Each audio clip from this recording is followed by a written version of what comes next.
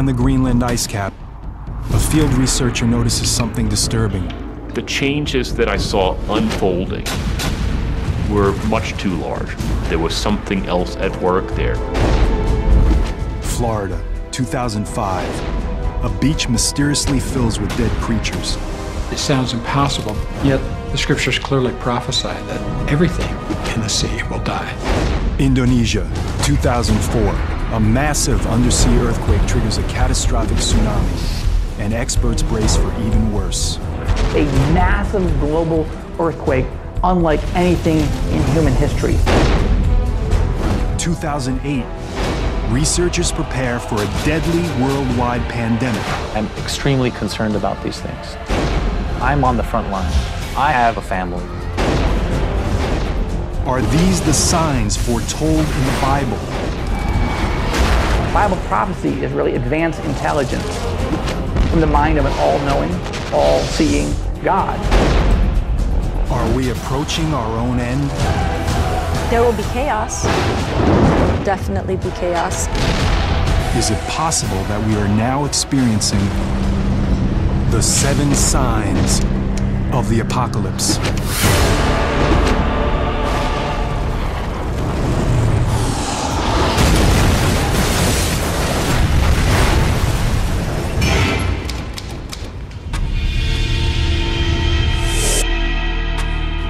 Throughout history, every civilization has considered its own end.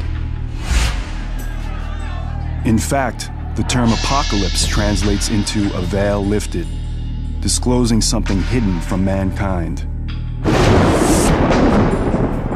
The key to decoding the prophecy lies here, in the book of Revelation, the last book of the New Testament. Revelation was written by a prophet named John of Patmos in about 100 AD. Of all the books in the Bible, it is the most mysterious and controversial. The book of Revelation is meant to paint a picture of the total devastation of the earth in preparation for the day of judgment, God's master plan for the end of the world. And the book of Revelation describes this master plan as being written on a scroll that's sealed with 7 seals.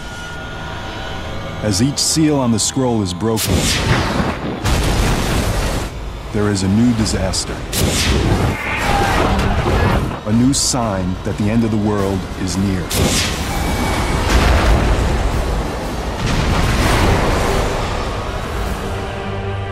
For 2,000 years, these prophecies have evoked fear. Since Christ's death and resurrection, there have been all these false messiahs who've said that the end has come. However, every person knows, whether they're an atheist or a Scientologist or a Hindu or a Christian or a Catholic or a Jew, every person knows that we are on the verge of apocalypse. Could the biblical prophecy of the 7 signs, written nearly 2,000 years ago, now be coming true? Astonishingly, modern science seems to confirm these unfolding signs. Scientists agree that the world will end. And scientists agree that many of the features of the end of the world may resemble phenomenon, catastrophes that are described in Revelation. What they disagree about is whether this is the will of God, as prophesied in Revelation, or whether it's just an accident of the natural world. To those who believe in the book of Revelation, the warning signs that mark the beginning of the prophecy are clear. The 4 horsemen of the apocalypse. Biblical scholars have decoded their symbolism. A rider on a white horse, on a red horse, on a black horse, and on an ashen horse, all bringing horrible things. If the prophecy has begun, then the terrors these 4 horsemen bring have already arrived. The 4th horseman, the pale horse, symbolizes plague. And when he had opened the 4th seal, I beheld a pale horse, and his name that sat on him was Death. The 4th horseman of the apocalypse is a scary prophecy. The pale horse represents global plague. He's the horseman of death. Huge percentages of the population will die. Even in our modern era, we've seen unimaginable human suffering. Every year, over 1 million people die from malaria alone. The threat of global pandemics strikes fear even among scientific specialists. I'm extremely concerned. Number one, I'm on the front line. I have a family. I have children who are basically being set up for these illnesses. It's always too late after the fact, and we need to put more work and efforts into trying to find vaccines, trying to find preventative measures for these illnesses before they happen. As we'll see, plagues are only the beginning. The third horseman adds another dimension of human destruction, the Black Horse. And when he had opened the third seal, I heard the third beast say, "Come and see." And I beheld a black horse, and he that sat on him had a pair of balances in his hand. The black horse represents death and famine. Increasing use of crops to make biofuels in recent years has helped trigger shocking food shortages. Some fear it's just the beginning. There's not enough food for the world, and people begin dying in massive numbers. There will be tremendous food shortages. We see mass starvation. A top disaster response expert provides insight into this global human tragedy. There will be chaos. There will definitely be chaos. Rules will not exist, because what happens, unfortunately, is truly that survival mode kicks in. You've got yourself and you've got your family. And that person next to you, unfortunately, is just a person next to you. So if you need bread, you're going to get that bread.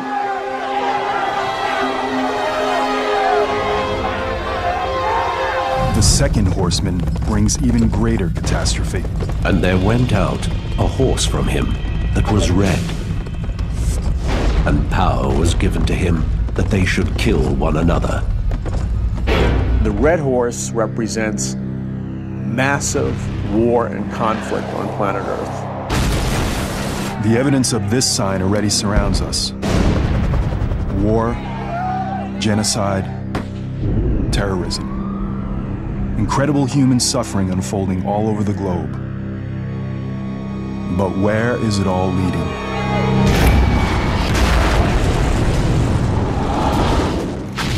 Both secular and religious experts agree that the possibility for human annihilation is real. Jerry Jenkins, co-author of the Left Behind novels, explains his beliefs. It seems like with the natural disasters getting worse and worse, and wars and rumors of wars and nations rising against nation happening more frequently and more globally, it seems like we're heading towards something, and it seems like we're heading towards something cataclysmic. The evidence for the fourth, third, and second horsemen already surrounds us. But of all the horsemen, the first evokes the most terror. And I beheld a white horse, and he that sat on him had a bow, and he went forth conquering and to conquer. Next to Satan, the first horseman is the most evil figure in the Bible, the Antichrist. There are several historical misconceptions about this horrific figure. People naturally assume the Antichrist. They think of horror movies in 666 and some guy with flaming eyes who looks demon-possessed. He's not going to be screaming in stadiums with a swastika. People are not going to be saying Sig Heil. He'll come preaching peace. It'll be a time similar to today where we have all kinds of war and discord. This will be a person who will be so persuasive and such a lover of peace that people will be drawn to him and say, let's let him lead us instead of all these politicians. The book of Revelation foretells that the Antichrist ultimately turns to the dark side. He will play a central role in the final sign, the climactic war that ends the world, Armageddon. The key to unlocking the rest of the prophecy is the number 7. The author of Revelation, like all of the first Christians, was actually born and raised and educated as a Jew. What is the sacred number of the Hebrew Bible. It is the number 7, which is the number of days it takes God to make the world. Later, there was a famine that was coming that would last for 7 years. But first, God would give the nation of Egypt 7 years of bounty. All throughout the Bible, you see this theme reoccurring again and again. And where it comes to full completion is in the book of Revelation. You have a series of successive judgments growing in intensity. You have 7 seals, and then you have 7 trumpets, and you have 7 bowls. And they flow in a continuing order, but there's a crescendo. It's a crescendo that has only begun. The next sign is a global annihilation sent from heaven itself.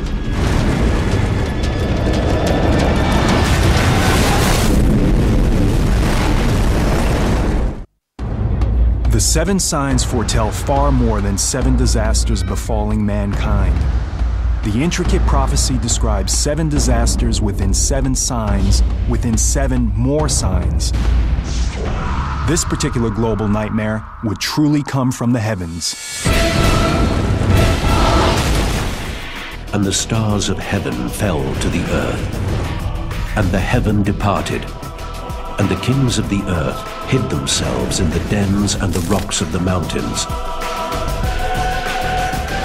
Objects falling from heaven are mentioned more than once in Revelation. In the book of Revelation, John is seeing what appears to be, in a vision, all these stars falling from heaven. It could very well be a massive meteor shower or massive meteor impact or massive asteroid impact on planet Earth.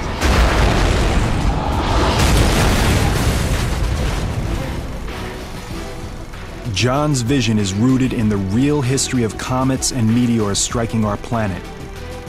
Throughout history, phenomena in the sky, especially comets and meteors, have been deeply unsettling to human beings. During biblical times, only one power could cause the stars to fall. The most obvious explanation is that God is doing something to express his displeasure. Biblical scholars have discovered a word that's mentioned several times, one that ties directly to the prophecies. It's a star that derives its name from a plant with an appropriately bitter taste. Wormwood. When the 3rd angel blew his trumpet, a large star fell from the sky. The star was called Wormwood. Could the wormwood prophecy be fulfilled by an asteroid heading towards Earth? Wormwood is a scary prophecy because it does such damage, killing so many people and so much plant life and so much animal life. It's clearly something to be so huge it'll be trackable by modern technology. What religion has interpreted as prophecy, scientists like Dr. Phil Plait now view as fact. Far and away the biggest danger from the sky would be an asteroid impact, because if we wait long enough, it will happen. A big rock is going to hit the Earth. 100% guaranteed, rock solid, bet on it. There are meteors out there. They do hit the Earth periodically. Meteors large enough to cause serious damage hit every century or so. Can an asteroid hit the Earth and destroy everything? The signs already surround us. A chunk of iron, probably about 50 yards across, slammed into the desert out there about 50,000 years ago. The amount of energy that was released, probably something like 20 megatons, which is 20 million tons of TNT exploding all at the same time. One event defines the extreme. 65 million years ago, scientists believe an asteroid hit the Earth with an unimaginable impact. Our planet got incinerated, cremated. A rock about 6 miles across, now mind you, that's bigger than Mount Everest, hit the Yucatan Peninsula in the Gulf of Mexico. The energy from this impact was beyond belief. That much mass with that much velocity is about 100 million megatons of energy. And a megaton is an average size hydrogen bomb. So 100 million hydrogen bombs of energy. The 6-mile wide asteroid caused damage on a biblical scale. All of that energy of motion was converted into heat. It vaporized a huge amount of seawater. It created a tremendous plume of vaporized water and molten rock as it hit the Earth's crust. There were tidal waves, tsunamis, that may have been hundreds of meters high. The Earth shook, equivalent to what they call a magnitude 12 earthquake. It splashed debris around the entire planet, which came back down into the atmosphere and heated up like shooting stars with about 20 million megatons of energy. Within a few hours of impact, fires were raging across every continent. It was literally hell on Earth. Can an asteroid trigger an apocalypse? It may already have, just not for mankind. The evidence is clear. An asteroid collision could happen, so it's not a question of if, but when.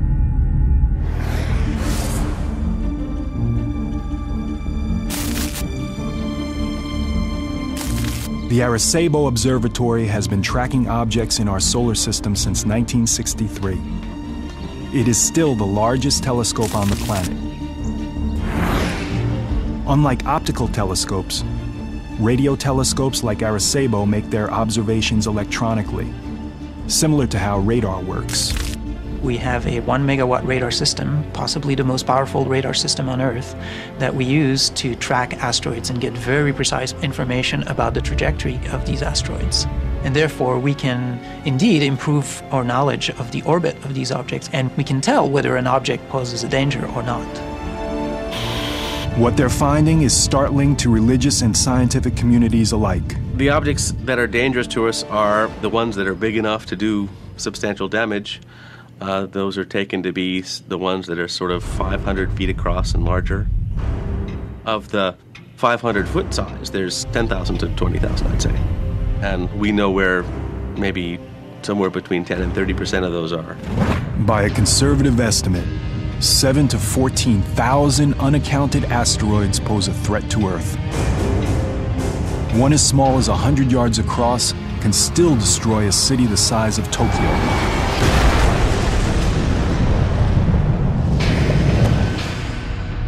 If one of these asteroids fulfills the wormwood prophecy, if it is one of the 7 signs, it would be an apocalypse unlike anything else in human history. If you have an asteroid that's a couple of 100 yards across, it's the size of an entire football stadium, and it comes in, it'll pass through the Earth's atmosphere and it gets very hot. So if you were standing, say, in New York City and it were going to impact there, you would look up and you would see this huge ball of light going across the sky. You would feel the heat from it. It would be like standing underneath an extra sun. As the wormwood asteroid gets closer, the heat will intensify. It would get hotter and hotter and hotter, and it would be like sticking your head in the oven and turning it on broil. You would actually catch on fire. The buildings would be set on fire. Within seconds, every building in Manhattan will be set ablaze. But the fire won't last long. That fire would be put out almost instantly when the rock actually hit the ground.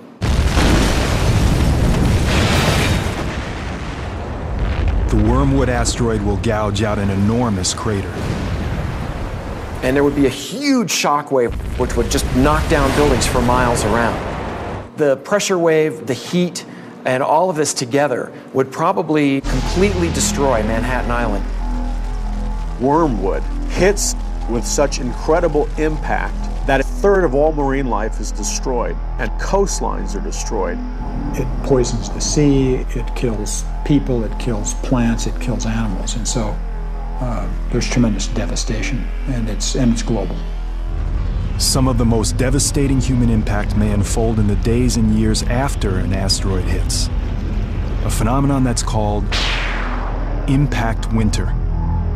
A lot of the ejecta, the material that's been excavated from the crater, can actually obscure sunlight. And enough sunlight can be obscured that you could actually shut down photosynthesis, and plants would die, and the entire food chain would be disrupted. You're talking about deaths on an unimaginable scale, huge impact to the global economy, tremendous amounts of areas where food won't be able to be grown. And so you're talking about long-term effects, not just the instant effects of the impact, but long-term effects that could go on for years. Death from the heavens can happen, almost as the prophet John describes in the book of Revelation. It is only the beginning of the journey toward the ultimate biblical apocalypse. Believers in the seven signs and scientists both agree a plague that could kill millions may just be a matter of time. The seven signs prophecy describes horrifying disasters. But for those who believe in the end times, God unleashes all his fury, and the worst is on the way. Disease. It's been feared by every civilization since the dawn of man. Even today, humanity is still terrorized by several epidemic diseases. Severe acute respiratory syndrome, or SARS, struck 29 countries. Since 1972, malaria has killed nearly 100 million people, and an avian flu strain could set off a worldwide pandemic at any moment. The common thread? They could all be linked to one of the seven signs. And I looked, and beheld a pale horse, and his name was Death. It's one of the most frightening signs in the entire prophecy. Throughout the book of Revelation, there are numerous analogies of what I believe are plagues. The first and foremost being the pale horse. I believe that the pale horse represents the release of diseases and plagues on planet Earth. I see plague as a certainty. Yeah, it seems like it's just a matter of time before we suffer again. The forces of hell are being unleashed. You have plagues, you have diseases, you have death of almost every type, to the point that the Bible describes 1/4 of the Earth's population perishing. A quarter of the world. Well over 1 billion deaths. It's a difficult number to comprehend. Is there really anything out there that can cause humanity to suffer on this scale? Once again, scientists provide the hard data. Every 10 years, you're going to get a very bad strain of a virus. Every 100 years, you're going to get a catastrophic pandemic virus. We know this. It's not something that's new. All you have to do is look at your history. History. Our past is a long timeline of plagues and pandemics dating back to the beginnings of recorded time. During the time John of Patmos writes the book of Revelation, around 100 AD, plagues strike in the areas of modern-day Libya, Egypt, and Syria, very near the island of Patmos itself. It's even possible that John has direct knowledge of these outbreaks. But the deadliest plague of them all hits during the Middle Ages, the Black Death. The bubonic plague slashes through Europe in the 1340s, killing between 25 and 50 million people. The disease causes large, painful black swellings called buboes, which give the plague its name.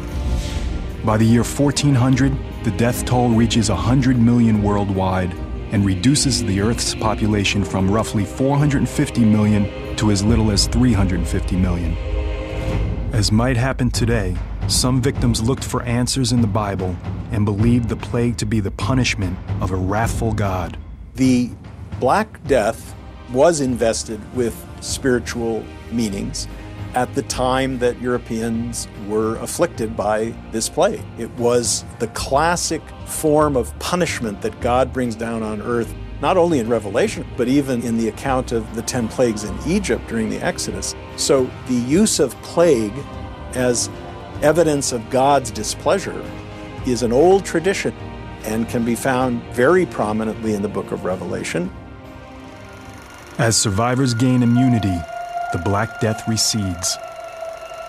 But fear of the killer bug continues for centuries. The worst pandemic in modern times begins in 1918, just as the most destructive war in human history is ending. Doctors call it the Spanish flu. It's a deadly influenza that sweeps the world and kills an estimated 20 to 100 million people, making the Spanish flu more than twice as deadly as World War I. It's not really known where it actually started, but what we now think happened is that an avian bird flu virus mutated where it could be transmitted from person to person and just spread throughout the world very rapidly. An avian virus. If it sounds familiar, it should. Today, scientists are worried about another avian flu strand, a virus called H5. And this time, the danger is even greater. If that virus mutates and now can actually infect humans and be transmitted from human to human, that's a grand disaster. We're talking 50, 100, 150 million people can die from this. Just like during the 1918 pandemic, a mutated H5 flu will be easily communicable between humans. But today, we live in a much smaller world. Infection could be out of control before we even realize it's upon us. We have created the highway for these bugs to go all over the world on a day-to-day basis. A person gets on a plane who is incubating a pandemic influenza. It has a 2-day incubation period. They arrive somewhere else in the world that doesn't suspect that a pandemic has started, and transmission could be going on for a while before it's detected. And this could be happening in multiple areas of the world. Just the amount of people coming through LAX, how quickly can one person infect everybody else on that plane, and then all of us around them walk through the gates of LAX, and everybody who comes into contact with us is then exposed. Then I go home and my family and my daily life. Once that happens, we have no immunity. We have nothing. The symptoms of H5 start off innocuously enough that an infected person might not have any idea of the danger. The first symptoms of a pandemic virus would probably be similar to regular influenza: fever, cough, muscle aches. You'd have maybe a runny nose, some teary eyes, a sore throat. But the symptoms progress rapidly. Your muscles hurt, your throat is sore, you start coughing, next thing you know you have trouble breathing. There would be rapid progression, shortness of breath, cardiac arrest, renal failure. It's about 4 days from when symptoms develop to when you get in a hospital, and it's about 9 days to when you die.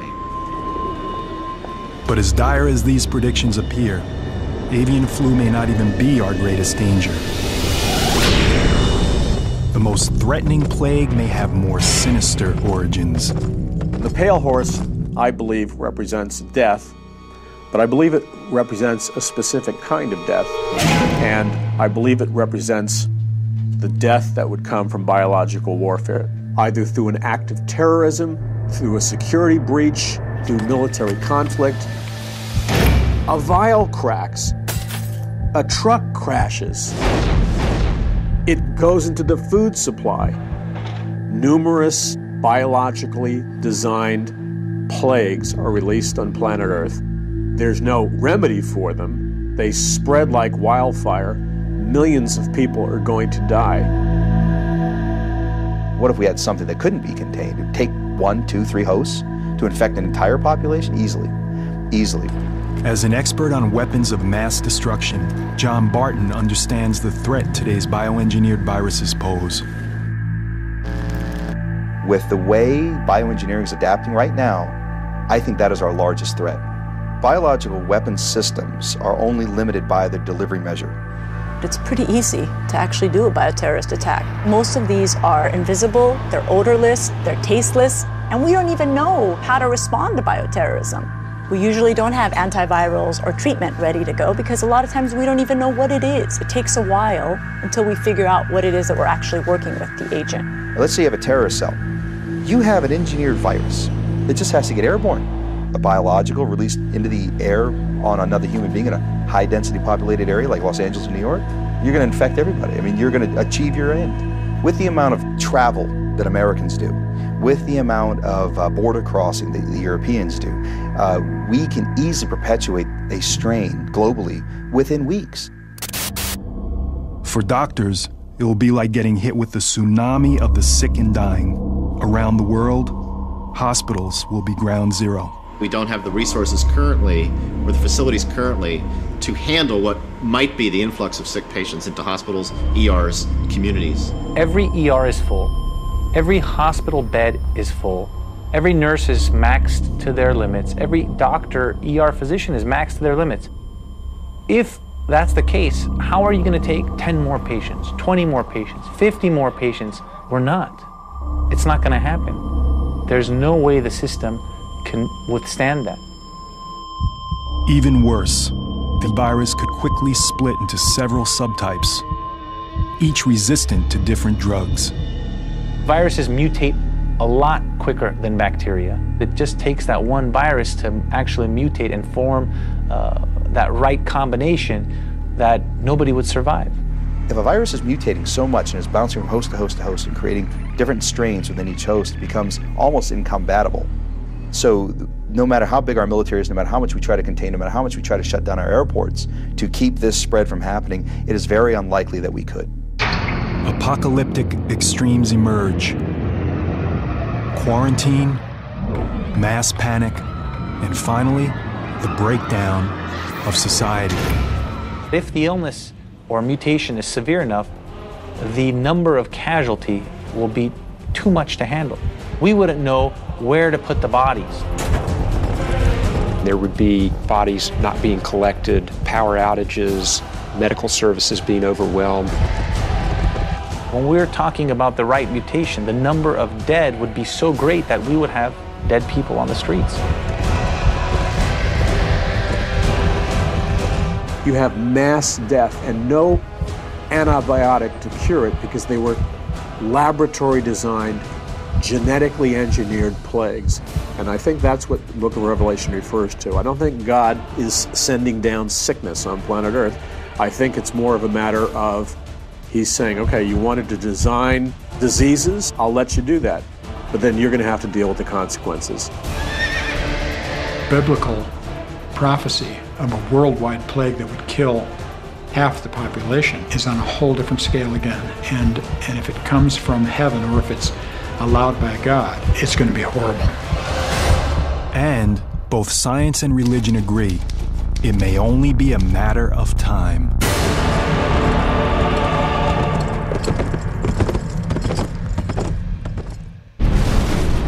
The next sign involves a different type of disaster, one that strikes the very ground we walk on.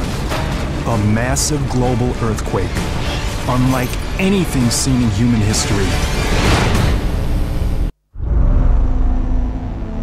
Many are skeptical of the Bible's 7 signs. They simply cannot believe a loving God unleashing such a holocaust on humanity. But as the investigation of the 7 signs prophecy continues, a pattern begins to emerge. It's a dark place on the fringes of human knowledge, a place where the differences between modern science and ancient prophecy begin to blur. The next sign brings that dark place into sharper focus, revealing a new level of horror and destruction. Within the last decade alone, the world has been struck by a series of catastrophic earthquakes. The 2004 Sumatra earthquake, the tsunami from that event killed at least 270,000 people. We just had an earthquake in China. The estimates are 80,000 people killed. In 2005, there was an earthquake in Pakistan. Again, probably killed 80,000 people. Hundreds of thousands of victims suffer. Women, children, the young and old. Are these terrible disasters linked to ancient biblical prophecy? For believers in the 7 signs, the evidence is clear. And I beheld, when he had opened the 6th seal, there was a great earthquake. Some believe the worst is yet to come. This is unlike anything we've ever seen in human history. This is a massive global earthquake that will terrify people to the core of their being. Imagine killer earthquakes striking all over the world at the same time. Even scientists are terrified by the possibilities. We're planning for ourselves here in the US, but if you think about some of the other places like Bangladesh, in Dhaka, an earthquake there, oh my goodness, the numbers will be staggering. For many devout Christians, it's a glimpse into the destruction foretold by the 7 signs. One more evidence that God is trying to literally shake the human race awake to their need for Him. Earthquakes play a central role in the prophecy. one that goes beyond breaking the sixth seal. Earthquakes are a key judgment of God throughout the book of Revelation in what's called the seventh bowl. It talks about an earthquake occurring that is so great that the world has never seen it before. Mountains are leveled all across planet Earth. Islands dissipate and disappear. Entire cities are leveled.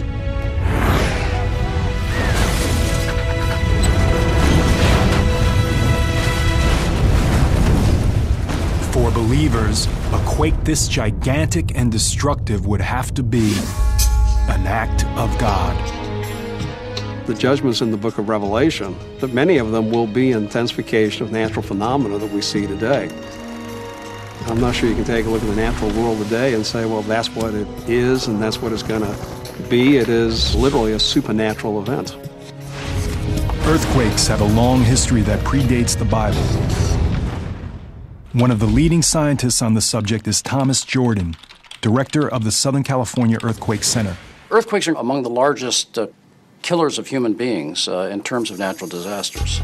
We know of at least 21 earthquakes that have killed more than 50,000 people in recorded history. Earthquakes strike along fault lines, places where the gigantic plates that make up the Earth's crust collide.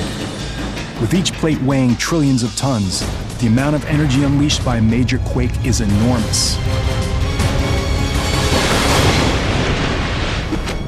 In fact, the island of Patmos, where the book of Revelation was written, lies in an area that's noted for its violent seismic activity. It's even probable that John of Patmos himself experienced the terror of earthquakes firsthand. The same is true for his earliest readers, the Christians living in the eastern part of the Roman Empire. To them, the symbolism of earthquakes was clear. They were the judgment of a wrathful God. We know when you get to the very end of the bowl judgments with the great earthquake, that there's great fear and an understanding that they're facing the wrath of God. God is unhappy. Today, experts are trying to gain a more scientific insight into these calamities. In California, geologists drilled deep to place sensitive instruments directly into one of the world's most dangerous earthquake faults, the San Andreas. At this point, the earthquake science community is faced with a situation which we don't really have the ability to predict earthquakes. This is the first time anyone has drilled into an active plate fault. By setting up a monitoring station directly in the fault zone, seismologists hope to learn whether or not earthquake prediction is possible. Yet to scientists, one thing is very clear. We know those events are going to happen. It's just a matter of when. True believers in the seven signs see a far more powerful force being unleashed. I'm not sure if those scientific explanations are necessary. If God just decides to cause an earthquake, he can just make that happen.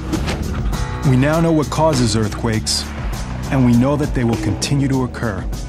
What would have to happen today for an earthquake to be seen as a sign from God?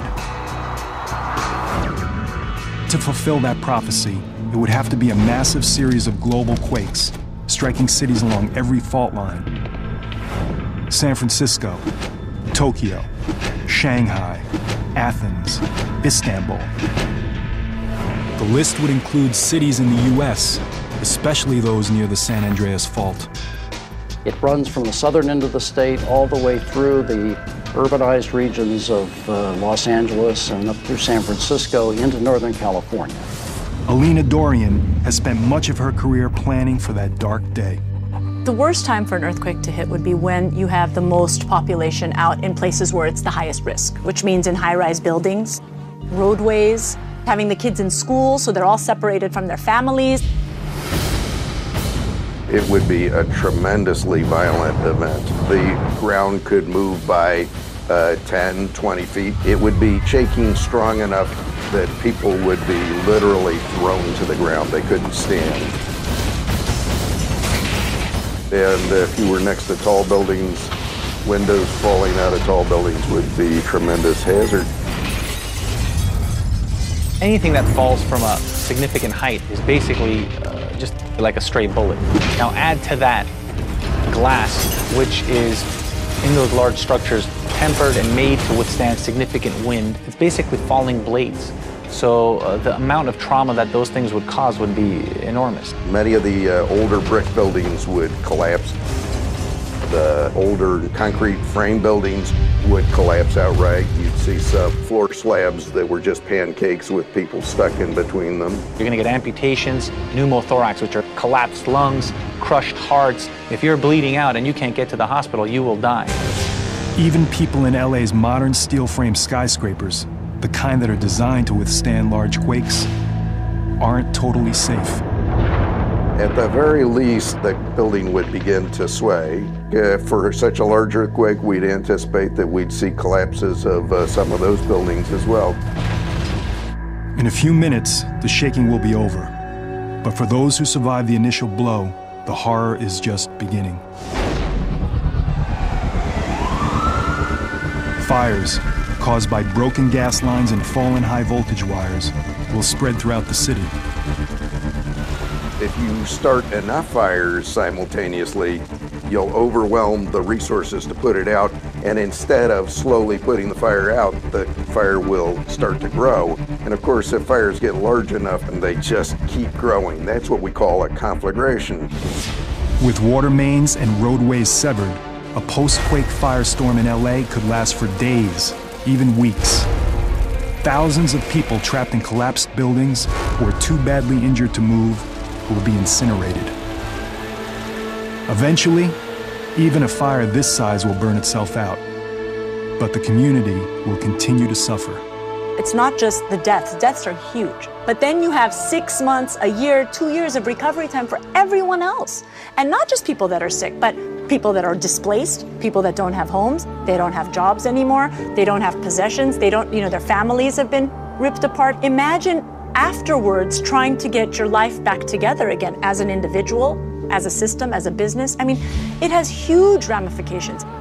And this is just one city, in one country, in the entire world. Imagine the consequences of a simultaneous global quake in poorer areas around the globe. Those buildings can't survive. Those people have nowhere to go, and they are packed. There are so many people in a little square meter. So it's something that you have to think about. Catastrophe on a biblical scale.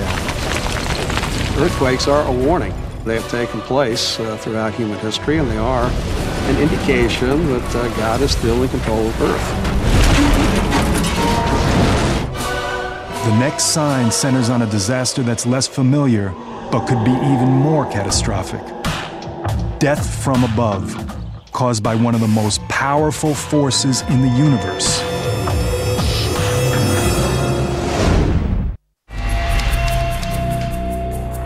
The investigation into the truth behind the 7 signs prophecy has already uncovered a massive amount of evidence.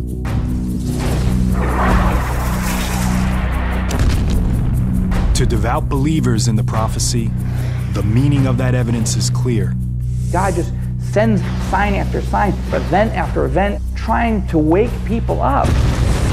To these evangelical Christians, it reveals God's master plan for the destruction of the world and the second coming of Jesus Christ. The book of Revelation is meant to paint a picture of the total devastation of the earth in preparation for the day of judgment. Incredibly, modern science confirms many of the doomsday scenarios foretold in these mysterious prophecies. Scientists agree that many of the features of the end of the world may resemble phenomenon, catastrophes that are described in Revelation. We also now know that the prophecy builds into a crescendo of disasters. A series of 7 within 7 within 7 more signs. All of this is terrifying enough, and yet there are still more signs to investigate. Indeed, the next sign threatens something so important that without it, life on Earth would cease to exist.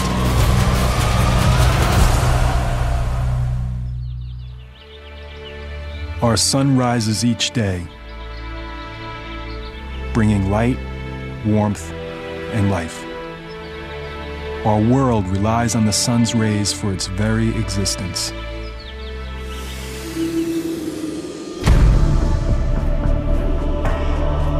But as the seven signs continue to unfold, what happens when the sun and stars instead bring death, devastation, and darkness?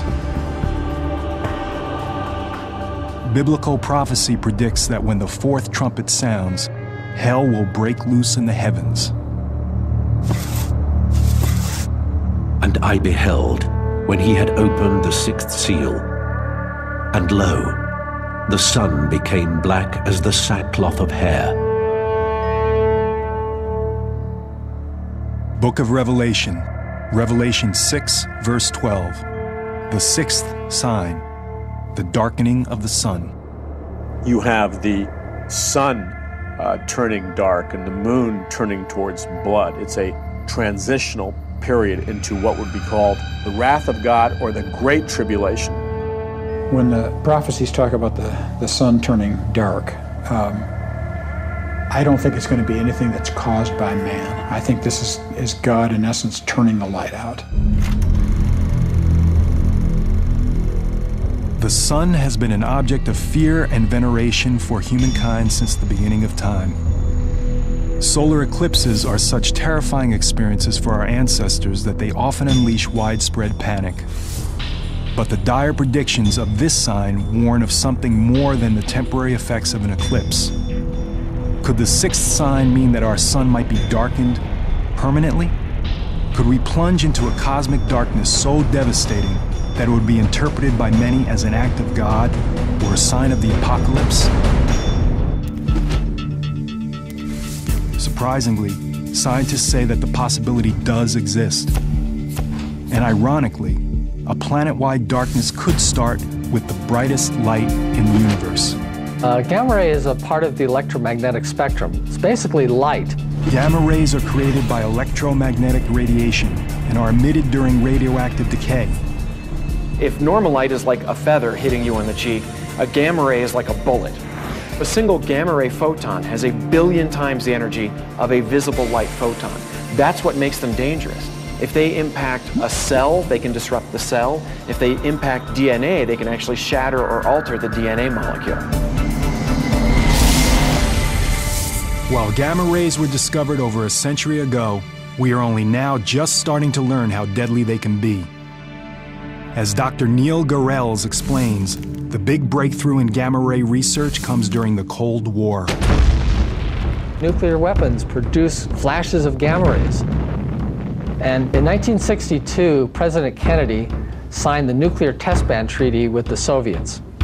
And this treaty outlawed testing of nuclear weapons above the Earth's atmosphere.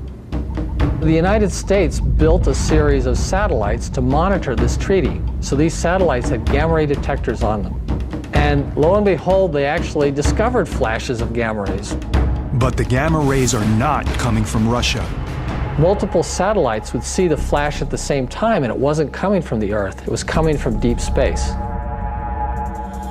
When scientists finally locate the source of these rays, they discover one of the largest explosions in the universe, the gamma ray burst. Gamma ray bursts are second really only to the Big Bang as far as energy output.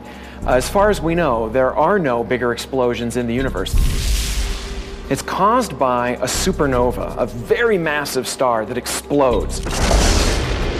The inner part of the star collapses down and it forms a black hole right at the center. And what happens is it focuses twin beams of energy that shoot out in opposite directions from the black hole itself. They're like cosmic blowtorches, death rays. These things scream out at the speed of light, and the energy that is packed into these beams is staggering. It's unimaginable.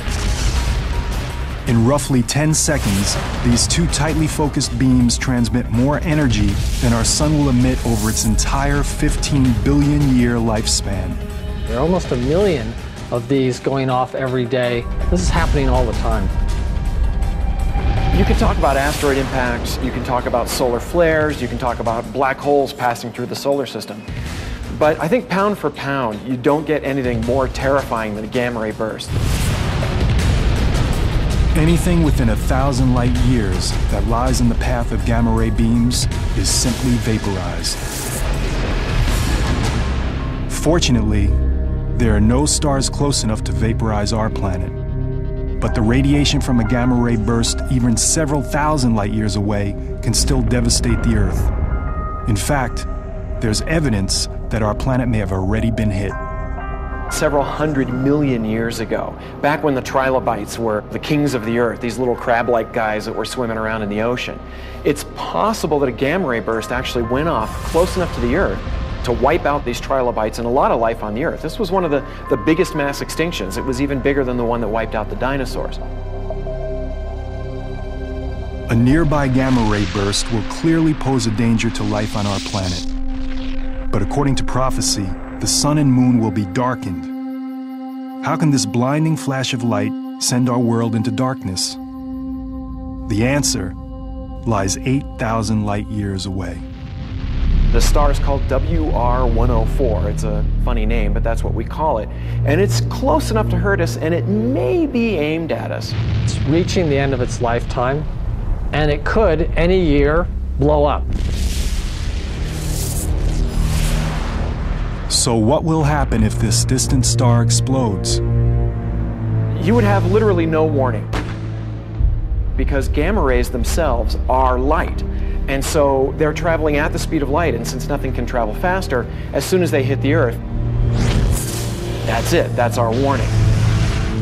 So basically we would see it and that would be it. Even though it's 8,000 light years away, WR104 could trigger a devastating change in our skies. Strangely enough, it's this massive blast of light that could plunge us into the darkness foretold by the 7 signs. A gamma ray burst alters the Earth's atmospheric chemistry. It can create a layer of what is essentially smog, a thick reddish-brown, dark layer of smog that would block sunlight, and that would actually lower the Earth's temperature. It could cause an ice age. Photosynthesis will be interrupted. Plants across the globe will die. It's also possible the sudden change will wipe out the critical bottom layer of the food chain. Changing the microscopic life in the ocean changes the very base of the food chain. If you were to kill all of the plankton in the ocean in a very short period of time, life would stop immediately. The whole system collapses. It's a big chain. Everything is linked to each other. The whole thing's going to fall apart. Trapped beneath darkened skies on a frozen, dying planet, the effects of a gamma ray burst will be a nightmare for mankind. One foretold by the Bible centuries ago, a prophecy that for some will signal the end times. At the end of time, things will be out of order. Things will be turned on their heads. The sun, which is a source of light, turns to black, and the meaning assigned to this upheaval is the imminent working of God's will to bring the world to a final end. I don't think God needs to use anything specifically scientific to make it happen, but he could. I mean, if it's a gamma ray that causes this, he'll use whatever he has at his disposal to make it work.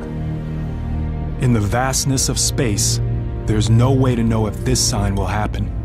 Everything in the universe is a matter of probabilities and chance. If your star and your planet happens to be near another massive star that's blowing up, that's it. But the threat is out there. And at 8,000 light years away, WR104 may have already exploded, and its deadly gamma rays could already be heading our way. And as frightening as this sign is, the biblical march toward apocalypse is about to get even worse. It's a disaster that conjures up images of hell itself.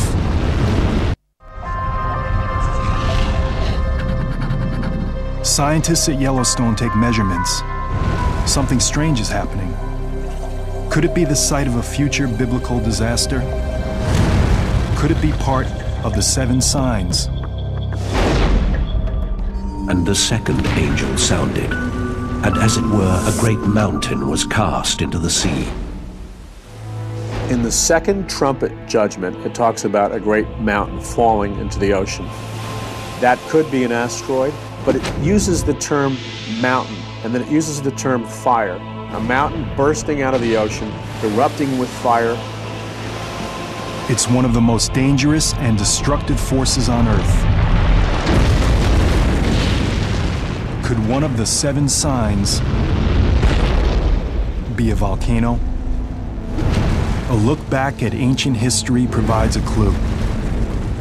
The images of fire and brimstone that define hell were inspired by the flaming magma and sulfuric gas emitted by volcanoes. Like many violent natural events, volcanic eruptions are seen by our Christian ancestors as the result of God's wrath. Mount Vesuvius erupts in 79 AD. During the same period, John of Patmos writes the book of Revelation. The eruption buries the Roman city of Pompeii. Hot volcanic ash entombs thousands of victims for all time, frozen in their final agony. Many early Christians view this as God's punishment of the pagan Roman Empire, exacted for persecuting their Christian brethren.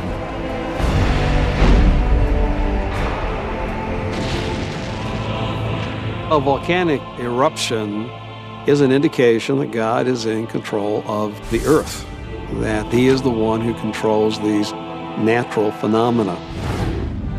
We know too well the power of volcanoes today. Mount St. Helens in 1980, Mount Pinatubo in 1991. These eruptions and countless others have caused humans pain and suffering on an immense scale.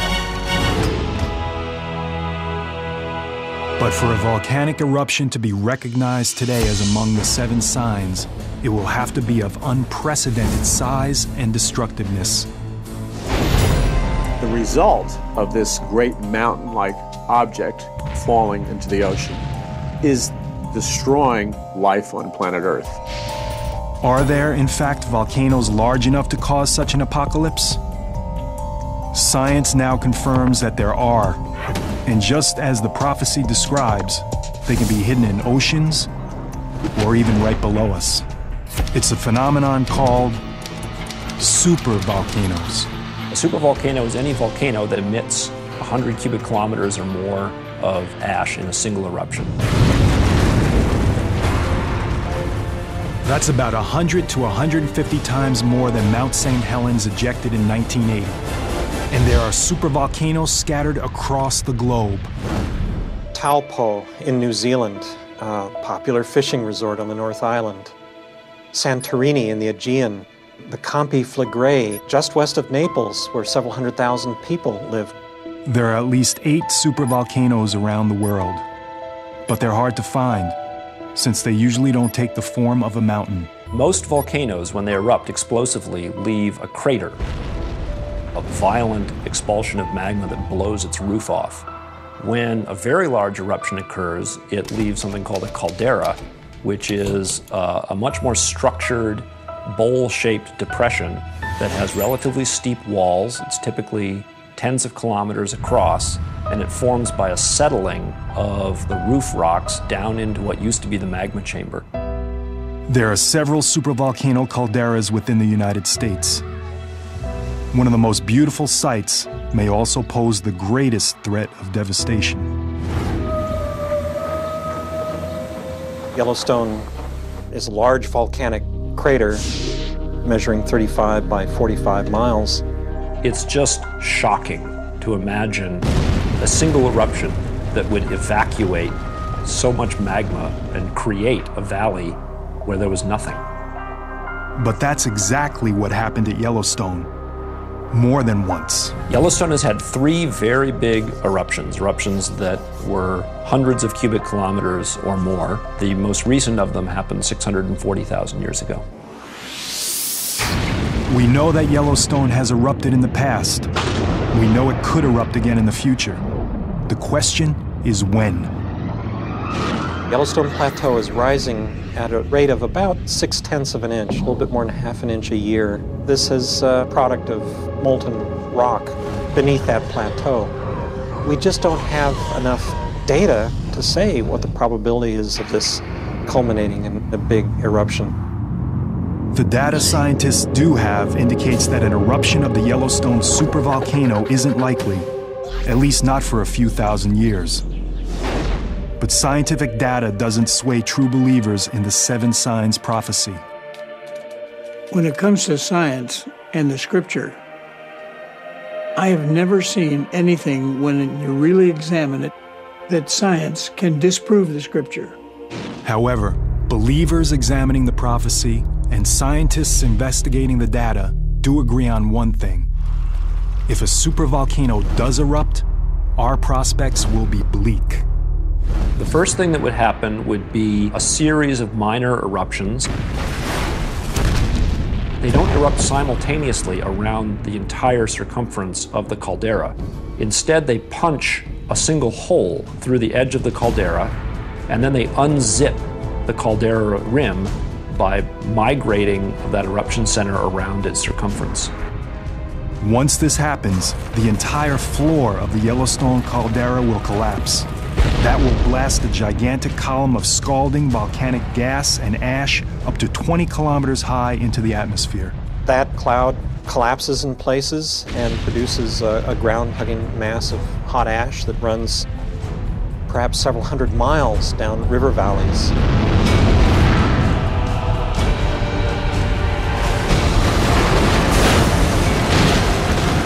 Anyone and anything within that range would almost certainly be buried and killed. As we've learned from many previous eruptions, the victims suffer a terrible death. What kills people is the ingestion of hot gases that cook you from the inside. The ash that remains airborne is carried westward by the prevailing winds. 11 western states, including a substantial part of California, become blanketed in ash. You're looking at a destruction of the grain belt in the Midwest, upon which a substantial part of the world's population living at margin depends. And with that, then, a realignment of the geopolitical balance of power. Long-term damage could be even worse. Small volcanic particles and gases continue to circulate in the stratosphere, causing sunlight to reflect away from Earth. Volcanic winter sets in, very much like the impact winter caused by a large asteroid impact. Global temperatures drop as far as 5 degrees centigrade. That may not sound like much, but that's the only temperature difference that separates us from the last ice age. Once these horrific events begin to unfold, certainly students of the Bible will recognize them immediately as events that were foretold thousands of years ago that are now coming to pass. In contrast to the unshakable beliefs of devout Christians, scientists are not as sure of the future. Supervolcanic eruptions could take place at several dozen localities around the world. The best that we can do is, if we notice evidence that a major eruption is impending, to clear out the surrounding area and prepare for the possible consequences. Not very reassuring. One more mystery explored, but still more questions to answer. The next sign is even more mysterious than volcanoes, but every bit as powerful. It's a phenomena that turns the very waters we depend on as red as human blood. Most scientists believe life began in the ocean. But could life also end because of the sea? To believers in the 7 signs, the answer is yes. 2005, the coast of Florida is struck by a huge die-off of sea life. Crews armed with pitchforks and gas masks clean up tens of thousands of dead sea creatures washed ashore from the Gulf of Mexico. In 2007, a similar event infects the coast of Southern California, leaving the beaches littered with dead sea lions, fish, birds, and whales. It is an image that comes straight from the book of Revelation. The death of living things in the sea. At first it sounds impossible because the sea is so vast, and yet the scriptures clearly prophesy that everything in the sea will die at some point during the judgments that come from heaven. So there's no question it can happen and will happen. These massive waves of seaborne death are directly connected to the next sign of the prophecy. And the second angel poured out his vial upon the sea, and it became as the blood of a dead man. And every living soul died in the sea. In the second ball in the book of Revelation, we see all the rivers in planet Earth turning into blood.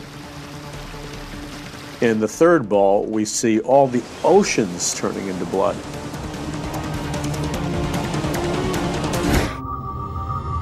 A wrathful God transforming the waters into blood is a recurring event in the Bible.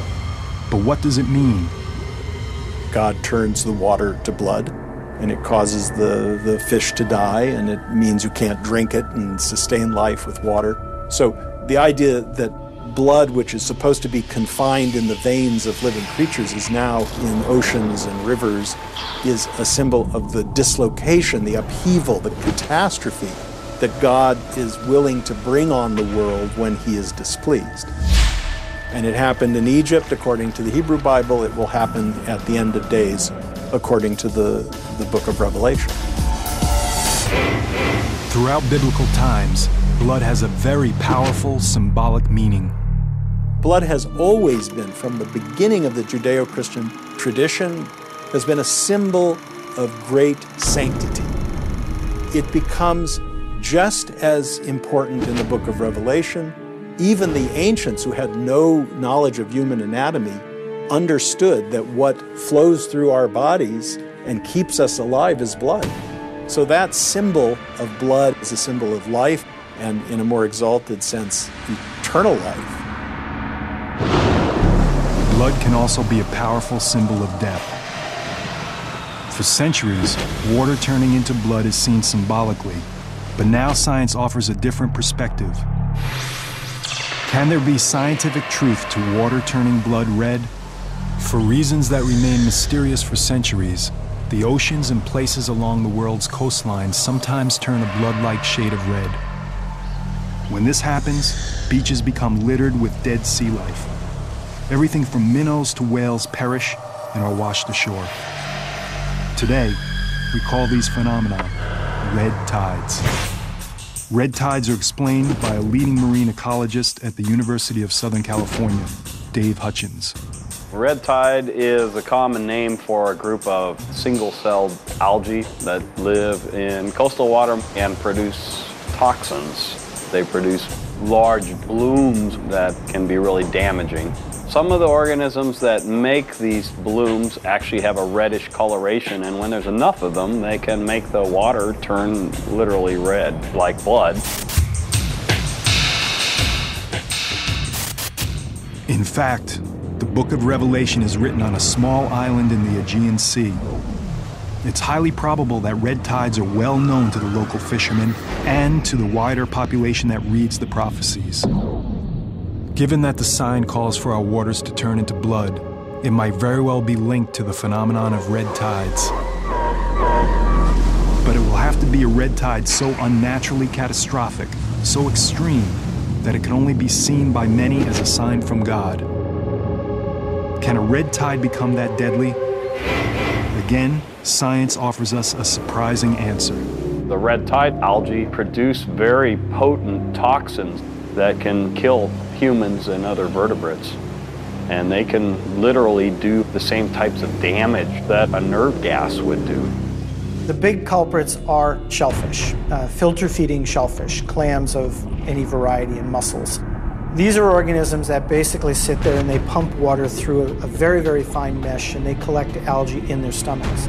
Most of the poisonings that come from algal toxins have the name shellfish poisoning in them. So there's amnesic shellfish poisoning, which causes loss of short-term memory. There's paralytic shellfish poisoning, which causes paralysis. There is neurologic shellfish poisoning, which has respiratory effects. A lot of these things get into our food web by virtue of the fact that we eat some organisms from the ocean that are filter feeders.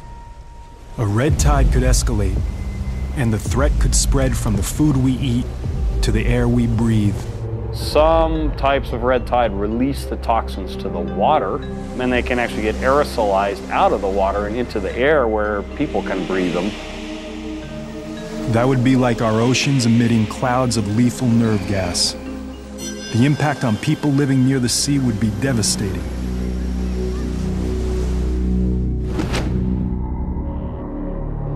If a gigantic red tide strikes all the oceans at once, a vast majority of sea life on Earth will die, as will the people that eat and breathe the toxins the red tides produce. The millions of other people around the world who depend on the seas for food will starve. The human suffering and death will be mind-boggling. There's no doubt that many would see this as a fulfillment of the 7 signs. Both pollution and global warming are, in fact, upsetting the ecological balance that normally checks red algae growth, fueling a rise in the number and severity of red tides worldwide. If this deadly toxin continues to thrive, it could overwhelm the planet. If toxic algae win and continue to win and always win, we have a very dire situation. Those attuned to the prophecy of the 7 signs agree, but for different reasons. I think what God is specifically saying, He's saying to the rebellious planet Earth, to the Antichrist and his forces, you've martyred my people, you've spilled their blood, you've killed millions of people that believe in God by taking their blood. Now, as a judgment and a final warning to you, I'm going to turn all the rivers on planet Earth and all the oceans into blood. So this sign really could be a terrifying portent of worldwide killer red tides. It also has a link to our next sign, where again, destruction comes from something that's a direct source of life on Earth.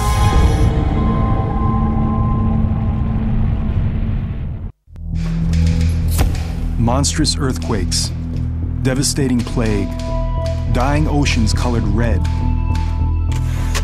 All are foretold in Revelation, and all have been witnessed on Earth. These calamities have yet to bring about the end of the world, but are they signposts, warnings that far worse is to come? Evidence seems to be mounting that another sign is unfolding. 1997. The Canadian Arctic, 100 miles from the nearest city. A field researcher begins to notice something alarming. The changes that I saw unfolding in the Arctic were much too large, much too persistent to be explained away as just natural variations in climate. There was something else at work there. This is real, and it's now. Giant ice sheets the size of Rhode Island cleave off Antarctica. Hurricanes rage with unimaginable intensity in the Atlantic. Cyclones bring death to hundreds of thousands in Asia. Droughts decimate gigantic regions of the world, and species are driven to extinction at rates never seen before. Could all these calamities be connected to one sign? Revelation tells us the 7 seals bring forth 7 trumpets, and the blaring of the 7th trumpet summons 7 bowls. And with the 4th bowl, an angel poured his vial upon the sun, and men were scorched with great heat.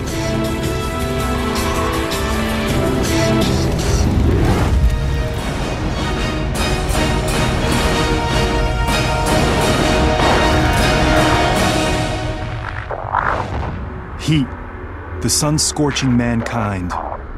One of the most alarming signs of the prophecy. And for the scientific community, climate change is unfolding with undeniable evidence. The Earth is getting hotter. It's warming up. There are just certain physical principles that are inviolate.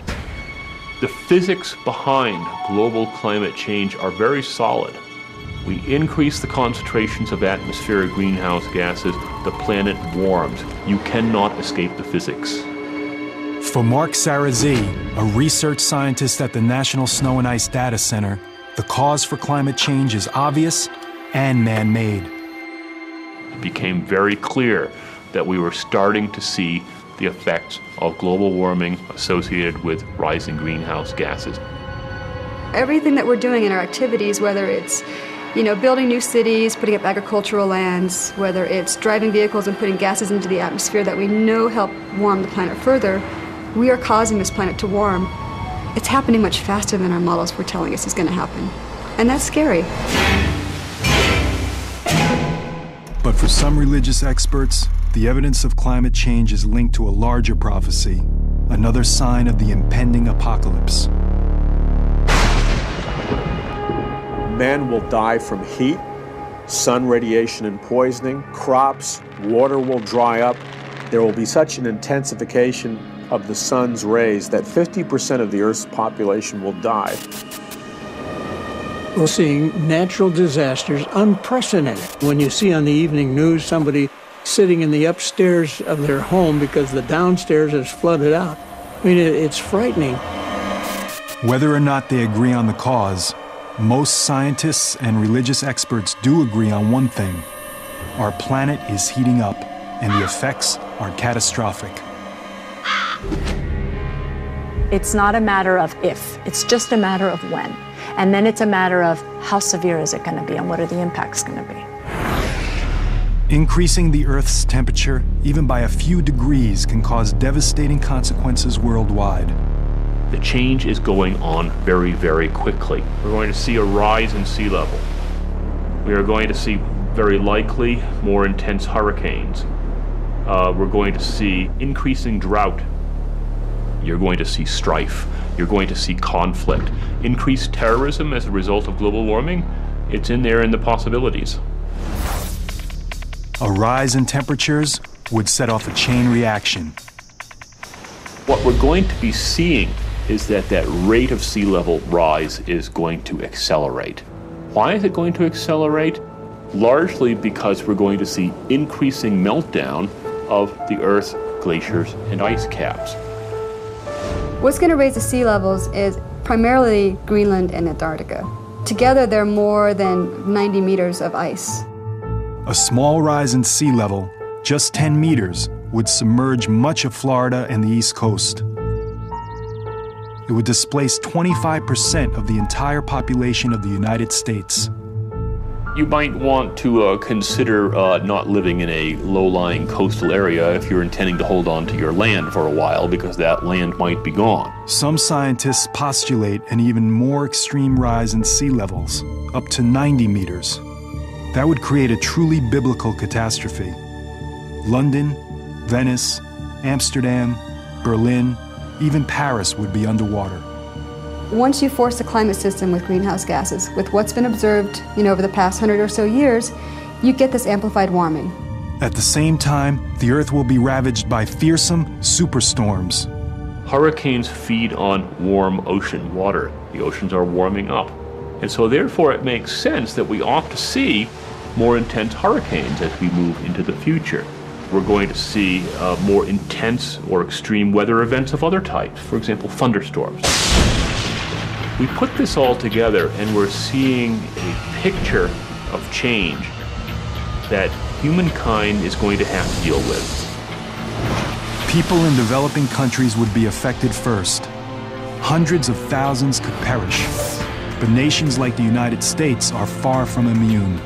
I think we have this arrogance that, in the Western world we're fine, we can deal with any sort of climate change. But, you can look at things like Katrina happening, and we weren't prepared for that. But the reality is I think we're all vulnerable on the planet.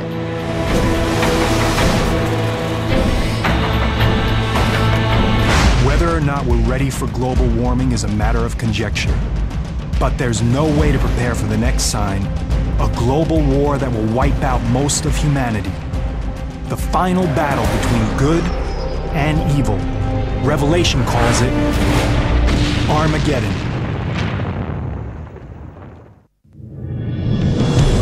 The final mystery of the seven signs is extremely complex.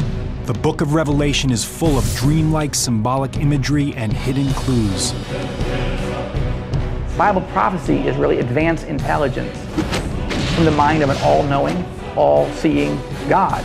Just like intelligence at the CIA, where you have a little piece of information from one source and a little piece from another, and you have to put it together and connect the dots. Bible prophecy is this way also. Another factor adding to the complexity of the seven signs is that there are more than 7 disasters contained within the seven signs. We've got 3 sets of 7 judgments. 7 seems to be the perfect number. It's referred to the number that relates to God, as opposed to the Antichrist, whose number is 666. There is more than one interpretation of the prophecy, which is why others have abused it to mislead followers to their own deaths. Even some religious scholars are unsure about the exact interpretation of the seven signs. Whether these things are literal or somewhat symbolic, I think we'll just have to wait and see. We've had plagues, we've had famines previously in human history, so whether these are the exact things that God is bringing about in this age to prepare for this generation, having these judgments, that is just something that we can't speculate on. But one thing that is clear is the climactic judgment in the book of Revelation. The final sign, Armageddon. And I saw the beast,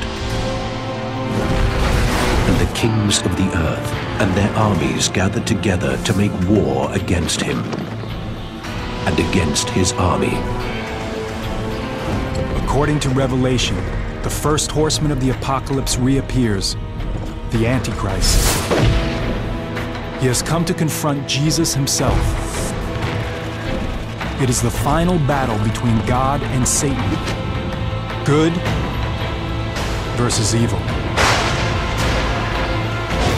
This war is just horrific in its magnitude. All the nations of the earth will converge at that moment. Armageddon refers to a specific location. In the nation of Israel, there is a mountain called Har Megiddo, which means the mountain of Megiddo. And there have been 21 battles for control of that spot. Nations and empires have fought time and time again.